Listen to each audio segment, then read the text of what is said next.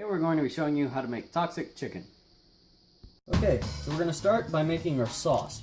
So what we're going to need is we're going to need to use this Toxic Waste barbecue sauce as a base. So what we're going to do, we're going to add some to it.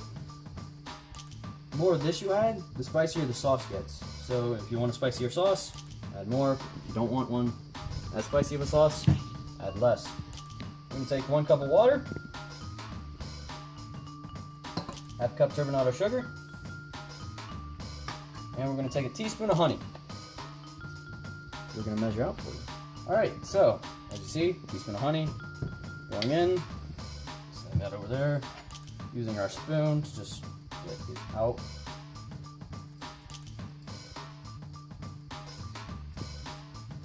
Alright. So now we are going to turn our oven on to high, or our stovetop. And then we're going to start stirring.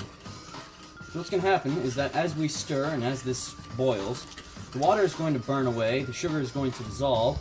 As you can see, it looks, not a lot of the sugar is dissolved yet. So as the sugar will dissolve, it'll make a better sauce for it, and it'll add a different flavor to the sauce. So the more we cook it, different flavors arise. More or less, it's just flavoring than anything. This doesn't have the Maillard reaction in it, unfortunately.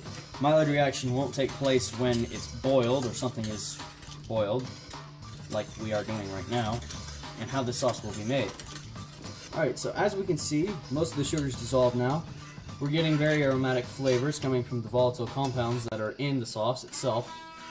The peppers, other things like that, that were originally in the Toxic Waste barbecue sauce. The Toxic Waste barbecue sauce has habaneros and cayennes in it, so yeah, there's that. Oh, it also has a little bit of ghost pepper, so yeah, for flair. Now, as you can see, some of the steam's starting to come off, so it's almost ready to boil. Which means that we're getting pretty close to a right color and consistency of the sauce. As you can see, quite soupy, pretty good consistency so far. And that's it. Alright, so the sauce is almost ready to boil, so what we're going to do is we're going to wait for it to boil right here, so watch this. As you can hear, it's already starting to get ready. In a few seconds it'll boil.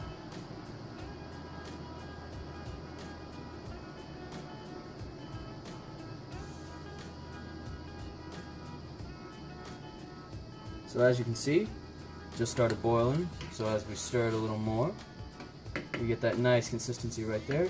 So we're going to move this to the back, right here, which has been set down to medium heat.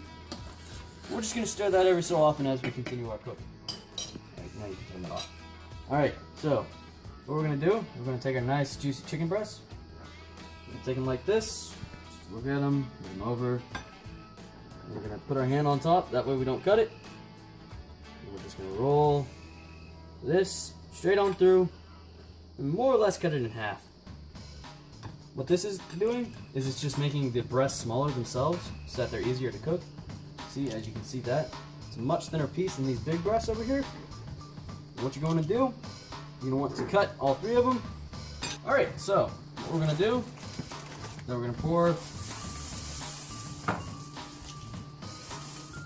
that many cornflakes out. We'll set these to the side over here. Make sure they're out of your way real quick. Add in some tuna cacciatore for seasoning.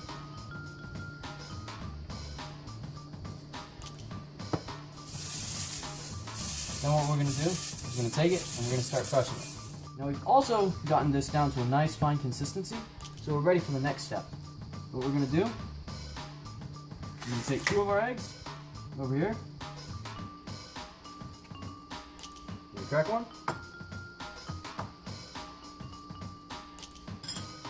Throw it in there. Crack the second. Throw it in there. And what we're going to do, we're going to whisk them. So now we're mixing our eggs to a nice fine consistency so that they're all mixed together. And now that we've done that, it's time to start getting ready. Alright, so now that we have our eggs done, we have our breading, now it's time to get some olive oil. we're going to get 2 tablespoons of this. We're going to add it to our frying pan, or in this case, we have a cast iron skillet. So, tablespoon number 1, and then tablespoon number 2. Alright, so now that that's done, we're going to move these out of the way. Then we're going to start breading our chicken. So, we have our knife over here, which should not need to be used again, but should it, we have it right here. So we're going to take our first piece of chicken, this one. We're going to stick it in the eggs. We're going to stick it in the breading.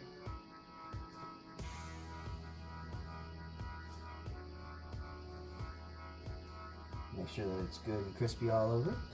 Alright, so, and then finally, we're going to stick it onto the pan. Expecting a sizzle, but okay. Alright, so, then we get our other 2, and we get 2 more of these ready to go. And as we said, always add more breading if you need to. Alright, okay, so, now that they're on here, we can sprinkle a little more Tony Cacciatore on. Just add a little more of that good flavor to it. So we're going to make sure that they're cooked on one side.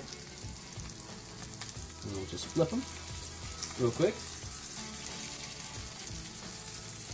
If it decides to cooperate. And as you can see, the meat has a nice brownish color. Along with the breading, it's starting to turn colors. You can tell. It's turning to this nice brown color. So what's happening here is the Maillard reaction, which is where the proteins in the chicken are reacting with the sugars inside of itself, and it is also happening on the crust itself, which is why we get this nice brown flavor, and it creates a nice aroma if you're smelling it.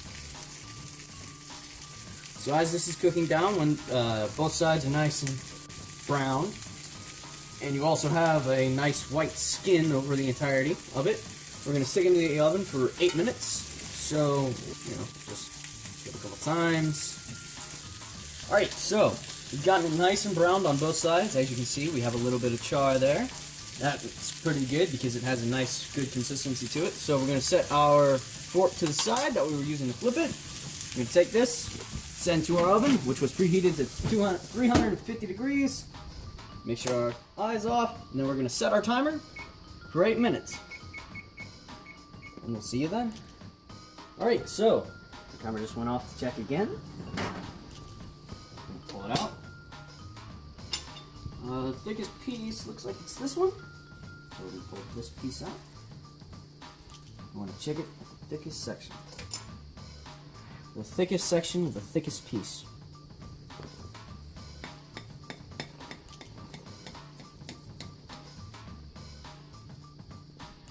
Nice and white and beautiful.